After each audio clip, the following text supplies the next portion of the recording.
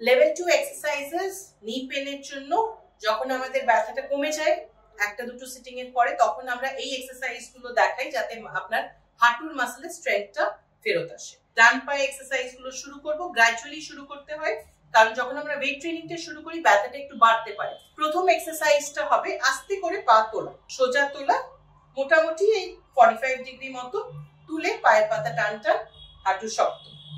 এবারে সেকেন্ড এক্সারসাইজটা আমরা দেখে নেবো।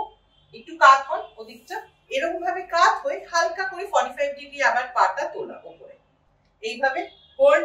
এইভাবে আমরা শুধু 3 বার এটাকে রিপিট করব। টোটালি 6 বার আপনি করলেন, আর সারা দিনে একবারই করতে হবে। আচ্ছা, এবারে আপনাকে উঠে বসতে হবে। উঠে বসে পাটা আমরা ঝুলিয়ে রাখবো এইভাবে বেড থেকে। পাটা ঝুলিয়ে হাত দুটো এই হাতে সাপোর্ট নেওয়া চলবে না, বডি স্পাইন স্ট্রেট থাকবে। একটা করে পা তোলা উপরে, রাইট পায়ের পাতা টান টান, 10 সেকেন্ডস হোল্ড।